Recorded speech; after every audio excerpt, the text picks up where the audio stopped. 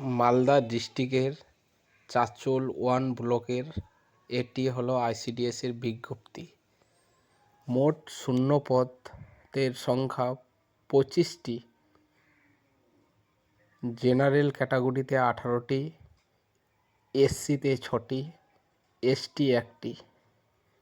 এখানে যারা অ্যাপ্লাই করতে ইচ্ছুক মালদা ডিস্ট্রিক্টের আইসিডিএস পেজে গিয়ে অ্যাপ্লিকেশন জমা করুন।